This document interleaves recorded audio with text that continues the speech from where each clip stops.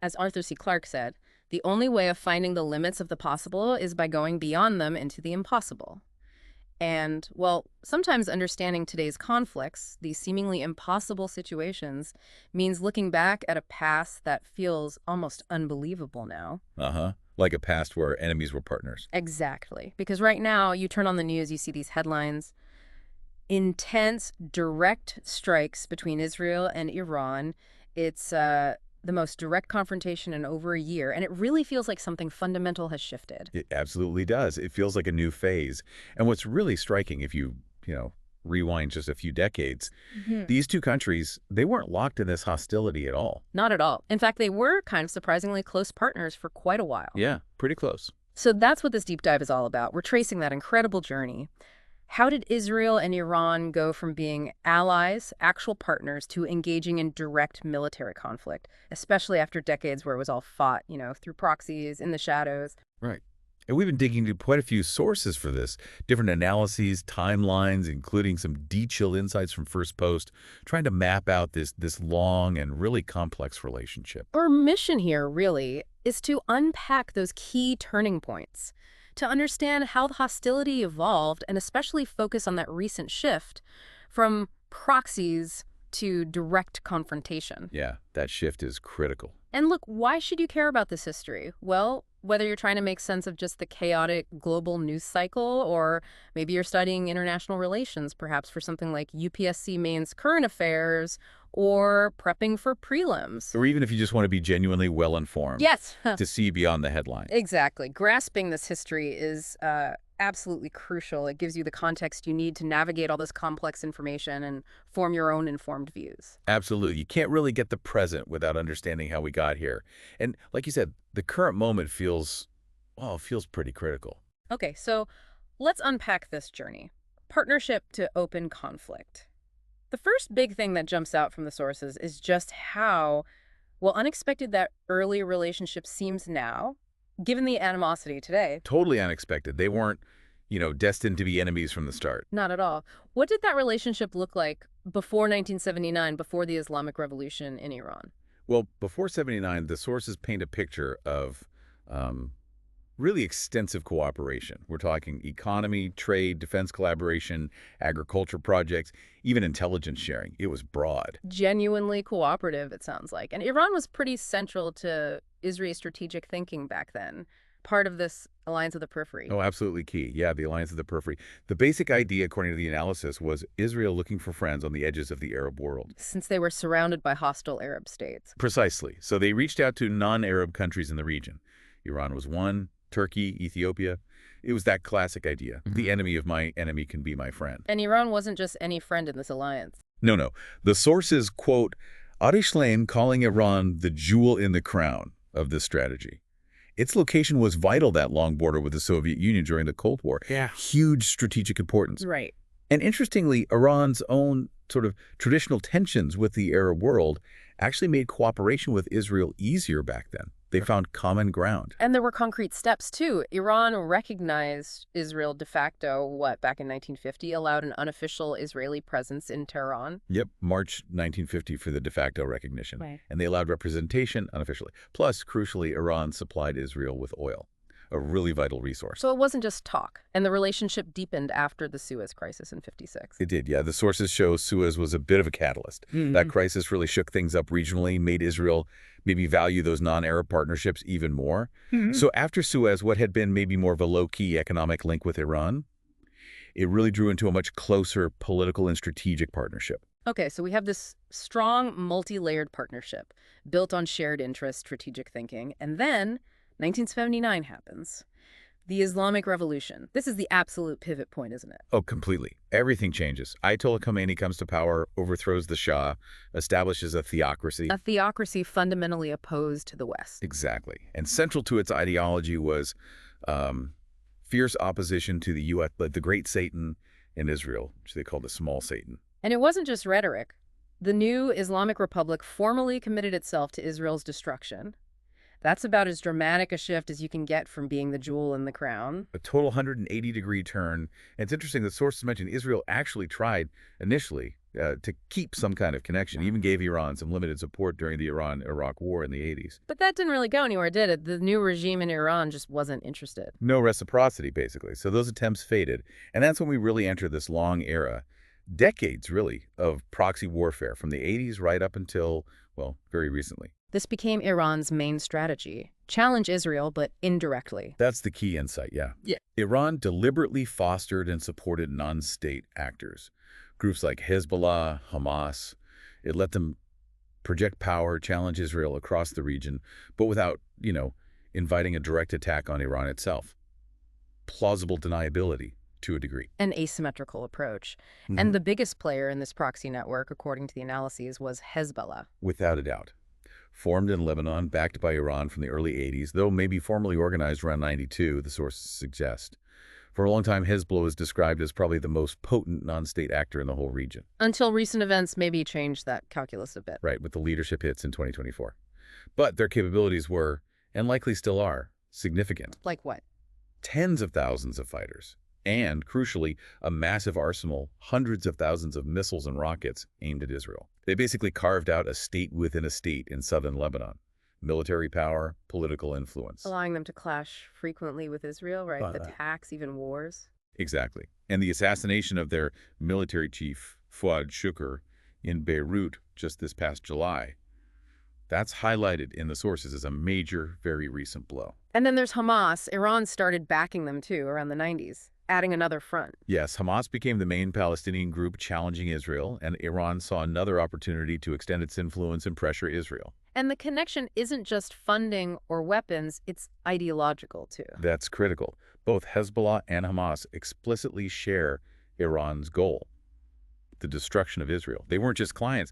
They were strategic partners, extensions of Iranian policy. So this whole proxy era, it wasn't quiet. It was marked by some major incidents. What stands out from the timeline? Well, there were those big bombings in Argentina back in the 90s, blamed on Hezbollah, the Israeli embassy in 92, 29 dead.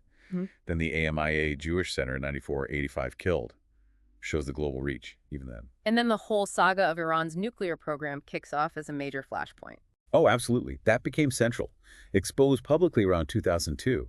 Iran claims it stopped in 2003, but then resumes enrichment in 2006.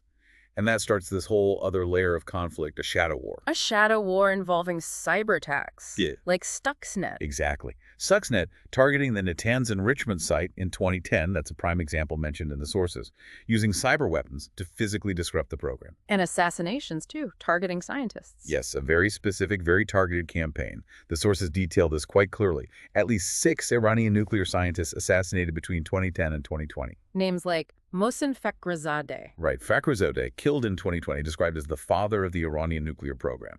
His assassination was particularly high-tech, apparently involving a robotic gun. But others too. Masoud Ali Mohammadi, Majid Shariari, Dariush Rezai-Najad, Mustafa Ahmadi Roshan. It shows a sustained effort to hamper their nuclear progress through covert means. And then 2020 also saw the U.S. assassination of Qasem Soleimani, head of the IRGC's Quds force in Iraq. And the sources note Israel apparently assisted. Yes.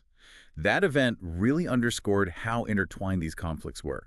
Iran, its proxies, Israel, the U.S., Iran, and its proxies hit back at U.S. bases after Soleimani's death. Okay, so all of this, the bombings, cyber attacks, assassinations, it's all happening within this framework of proxy and shadow war.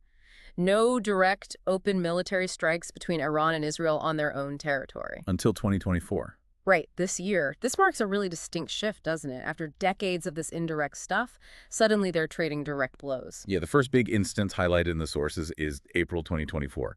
Israel hits an Iranian diplomatic building in Damascus, kills senior IRGC guys. And Iran retaliates directly. Hundreds of missiles and drones launched from Iran towards Israel. That was huge. Massive. First time Iran had done that directly from its own soil on such a scale. But the analysis points out something interesting about that first exchange. What's that?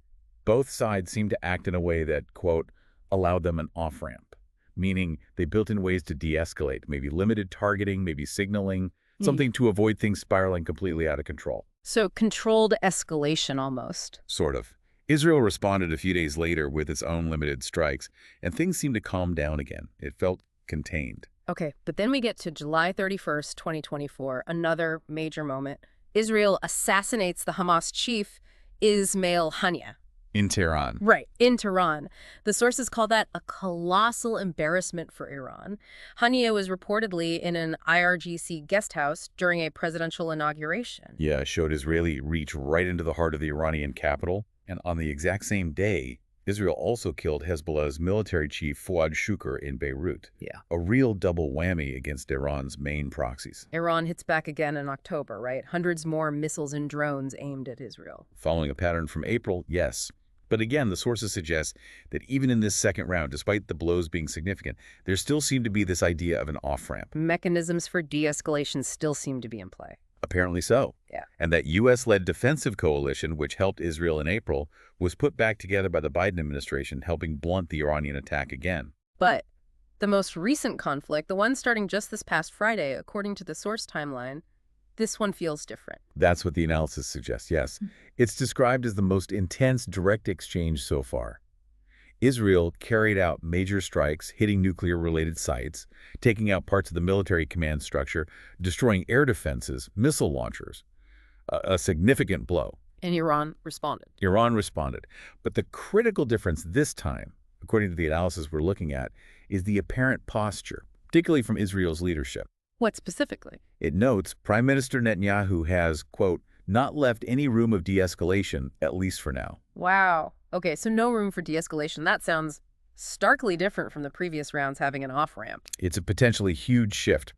If that assessment is correct, it suggests we might be moving away from those somewhat managed tit-for-tat exchanges towards something, well, less predictable, more dangerous. Okay, so let's try and bring this all together for you, the listener.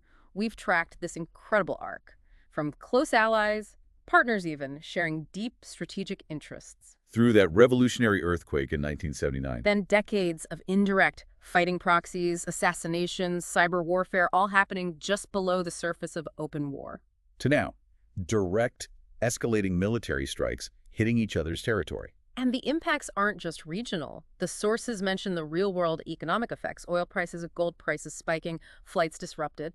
These things affect everyone, showing how connected global stability is to this. Yeah, these aren't abstract geopolitical games. They have tangible consequences. Absolutely. Which is why understanding this history, this whole journey from alliance to direct confrontation is so important. It's not just for experts or students preparing for exams like UPSC, although it's definitely crucial context for that. It's key for anyone trying to make sense of the news, really, to understand the layers behind the current headlines. It gives you that depth, that context beyond just the latest explosion or statement. Exactly. It helps you analyze what might be happening now and what the implications of this shift could be. So we've gone from that surprising partnership through the long shadow war to this very concerning recent shift towards direct, intense clashes. And that point about the potential lack of an immediate off-ramp in this latest round, as the sources suggest, that really does signal a significant and worrying change in the dynamic. Yeah, potentially less restrained, less predictable. So here's something to think about, a provocative thought as you process all this. If we really are shifting away from those somewhat predictable proxy tactics and managed escalations towards direct conflict that seems maybe less strategically contained. What does that imply for where this relationship between Israel and Iran is heading, and what kind of new challenges could that create, not just for the Middle East, but for, global stability more broadly? It certainly raises some profound questions about the future trajectory, doesn't it? It really does. Now, if you found this deep dive useful for getting your head around this incredibly complex history and the critical events happening right now, maybe helping with understanding current affairs or even your studies, please do let us know by liking this. And definitely subscribe. That way you'll stay informed as we unpack other crucial global topics using detailed source analysis. Absolutely. And if you have more questions or maybe other complex topics you'd like us to tackle, just leave a comment below. We really do look at those, and they help us figure out what to focus on next. Your engagement is genuinely helpful. Thanks for joining us on this deep dive into the shifting sands of the Israel-Iran dynamic.